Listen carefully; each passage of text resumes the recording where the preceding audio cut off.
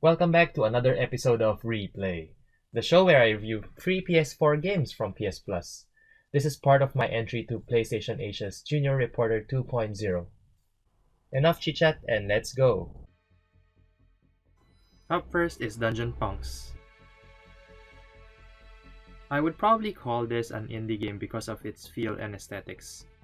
It's a multiplayer tag team beat 'em up kind of a game, a bit of a mouthful, eh?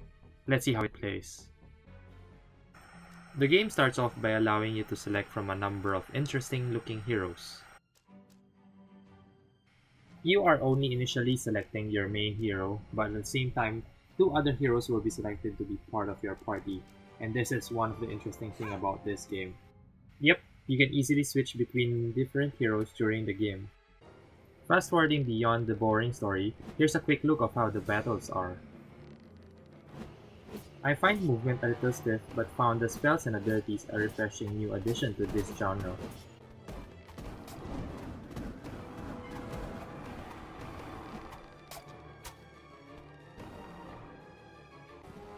With a quick press of a button, you are able to cycle through the other heroes in your party, giving you some change of pace and a different set of skills to use. Now that's something different. Other good things worth noting is that this game also introduces RPG elements into the genre, allowing you to change your party's equipment. Lastly, some of the stages are just massive, and the game gives you control on when and how to complete each stage, which is just awesome. The only thing that is lacking in this game is just a compelling story. It just failed to get me excited about the game's story. All in all, this game is still worth playing and is fun played with friends. Up next is an old school fighting game called The Last Blade 2. I have never heard of this game before.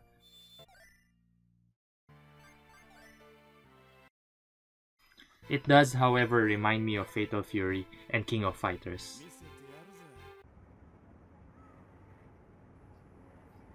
There really isn't much to say about this game.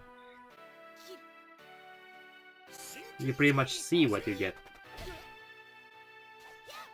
You either love it or you hate it.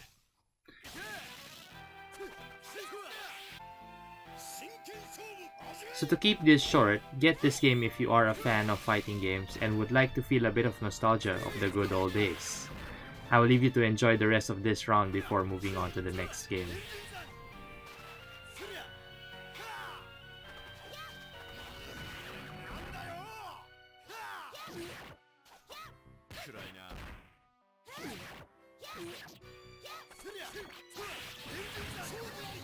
Just like the first episode of Freeplay, my better half is here to help me to review the next game.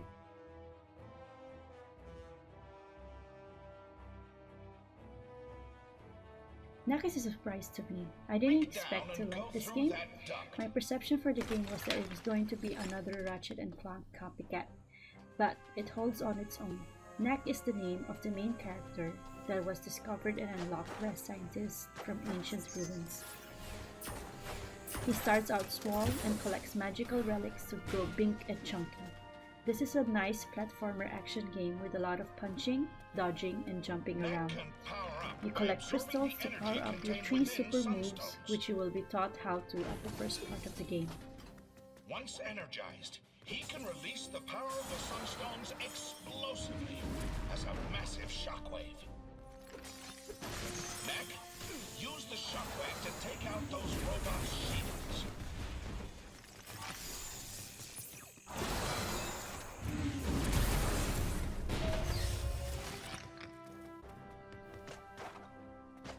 Storyline is quite generic. The scientist tries to show off Knack to the rest of the team that are being formed to prepare an attack against the army of goblins. This introduction is basically your tutorial mode with just an extra story on the side.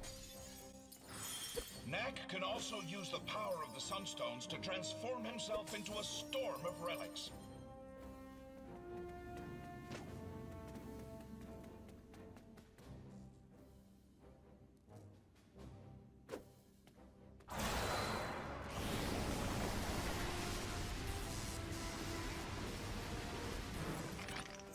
Now, Knack, Although the story feels typical, you can't help but enjoy the game as you clear each stage.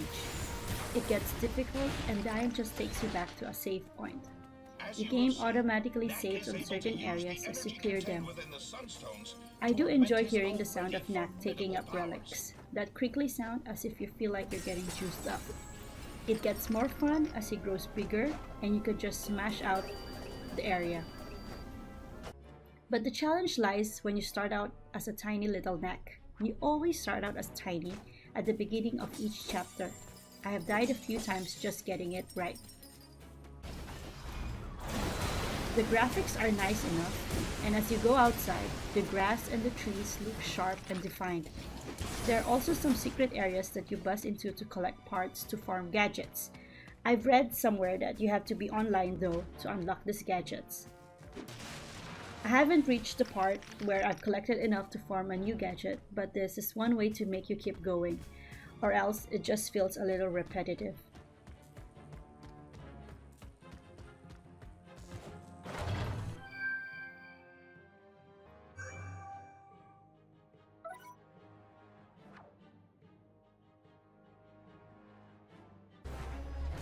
Overall, it's a fun game, but lacking in depth and certain appeal.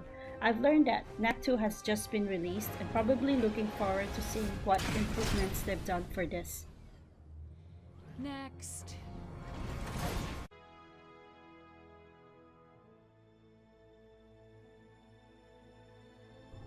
Last but not the least, Ratchet & Clank.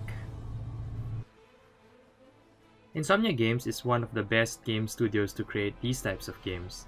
They make equally fun and challenging games with awesome stories, which makes it a lot of fun. The game is basically the reimagining of the first game based on the recently released movie.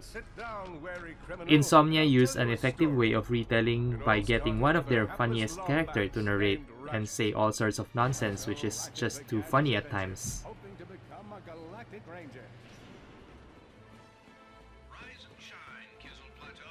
Graphics-wise, this game is just stunning and shows everyone that time has definitely aged this game to near perfection.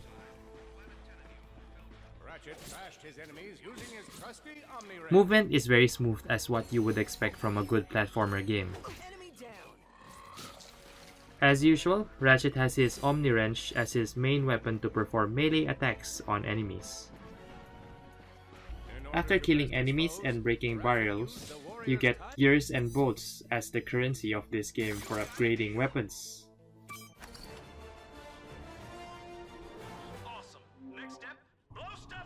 Ratchet also has an arsenal of ranged weapons to use effectively in defeating your foes.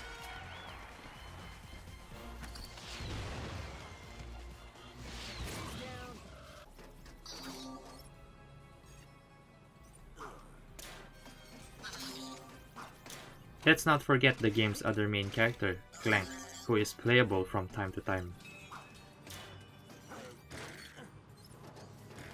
Clank provides a much needed variety in gameplay to keep the players engaged, by performing some puzzle-solving missions and heart-wrenching chase scenes.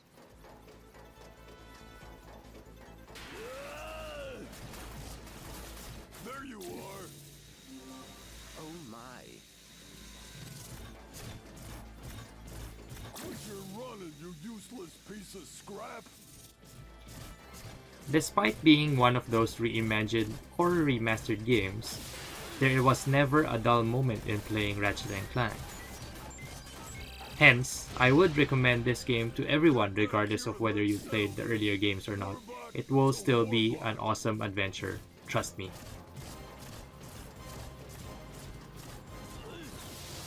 Oh no, water!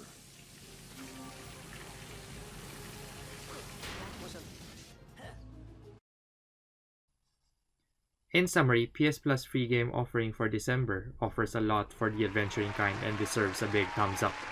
Not to mention the chance to play an early beta of the upcoming Monster Hunter World, which is just epic, awesome, and everything else that I could say.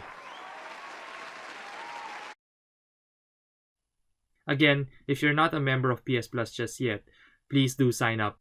With that, thank you very much for watching this month's episode of Replay. This is Spiker10 signing off.